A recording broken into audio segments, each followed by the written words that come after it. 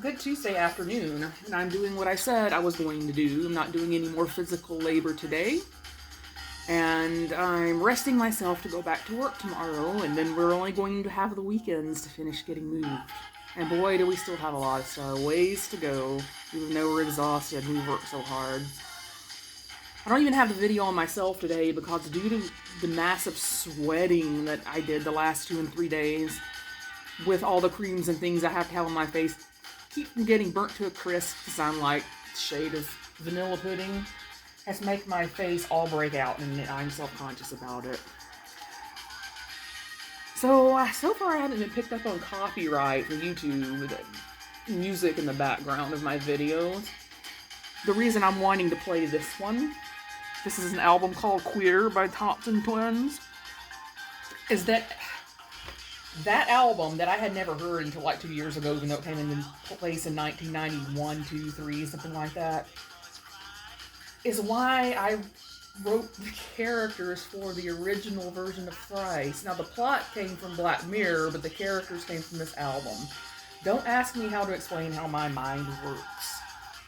But right now, I am editing the publishing version of Thrice. It's pretty close to being done. I want to add an extra scene in a different part of the globe other than Europe and the United States. So I'm trying to get some people to talk to me from other continents about what they would change if they had the power to do, or more so the motivation to do so. What bad thing would they change in their culture, in their society? So hopefully I'll get an answer from someone. So, one of the main things that I wanted to do with this book is to show women as the power. Women as the protectors. Women as the helpers. Women as the smart ones. And in fact, I almost immediately establish it in the first chapter when I say, so this is the scene with Sebastian and Gemma when he's 16 and she's 14, and he's running away from his abusive father, his abusive household, with some travelers that are mostly women. And they're going to take care of him until he gets old enough to take care of himself. He's going to be running away from Wollongong, Australia to Sydney with these travelers. Gemma had wanted to go, but Sebastian realizes, well, first of all, she's way too young at 14. And even he probably really wanted that, but he knows that her father that does not like him, and the father does not want Gemma to date or even associate with boys at all, would send the law after him, and then he'd probably wind up in some kind of trouble for running away with her. So he ran away by himself. But she said, I know, the older shelter team looked at... So this is how it goes. I have to go today, I'm sorry, he said. He played with her braid with his thumb and forefinger. I know, the overly sheltered teen looked at him through sorrowful eyes. I want to go with you. You wouldn't be safe. You're a girl and you're too little. I could beat up someone better than you, though. You need someone to protect you. And he knows this, but he says, probably, but the women in the group will protect me. Your dad will send out the law, blah, blah, blah. Besides that, you're too smart to drop out of school. When you turn 18, you can come find me in Sydney, and then we can be boyfriend and girlfriend, and your dad can't do anything about it. And that's exactly what she does. One thing I wanted to establish also, about the musician part. I should go grab my stuff. I want to leave here before Sarah's husband figures out I swiped his guitar. Sarah being Sebastian's oldest sister. So I'm trying to establish these characters are, this time around, are musicians. So I've had a variety of careers for my characters. And I said it's about time that I made the musicians, and not only that, I want to put in the dedication language right after the copyright language and call out for the good thing that they are, the I-5 corridor bands. Tacoma, Seattle, Olympia, the I-5 corridor bands. They deserve mentioning in a book that will immediately go down in obscurity because it's a Kindle, Amazon, not even a paper version. That's okay. You'll have its 5 minutes of fame. Anyway, so Sebastian's stealing a guitar. He's a musician. I move on to 1986, where they're adults, and he's in the band Thrice, and he's in a bad mood, and they've been tracked down to a restaurant by the fandom people, and he just doesn't want to deal with it. And Gemma gets him out of that. And Gemma always protected him, always figured out what to do, always figured out how to make him in a less bad mood. She was the one, her, not him, and she was happy to do it. But that's her. That's her strength as a woman. Women are power in this book. They're power. Harlow ends up being a commandingly powerful person by just speaking words. That's it. Just speaking words. Now people pay attention to her because of her peculiar looks, but that's not what is making them be mesmerized by her. It's her words. Later on, so it's 1986 February, then it's 1986 and it's August, where we're introducing the character Graham. And he's 17 years old at the time, and he's on the stage getting an award for local music representation. He sings and he plays a Celtic harp. And he had gotten an MTV video, and he's getting an award from the council people in Paisley, Scotland.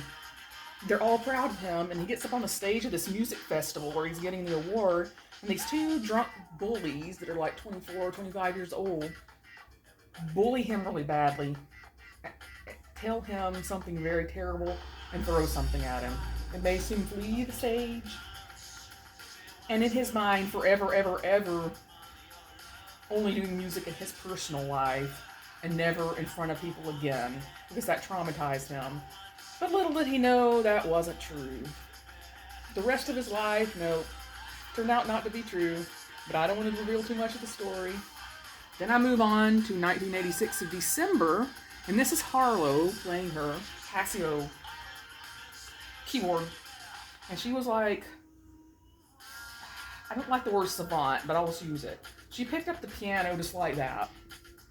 She ended up wanting to be a concert pianist, and her plans fell through with that for reasons. But she picked it up just like that. And she loved MTV. And she loved Thrice. And she had a crush on Sebastian, who went by Finnick, because that was a stage name. And she wouldn't even know in her life she would ever meet him, but she does. And her act of bravery to save and protect Sebastian and to take care of him. Yet another powerful woman. For the most part, in my story, except for one scene where I'm not coming up with it right off the top of my head. I don't guess it's that important.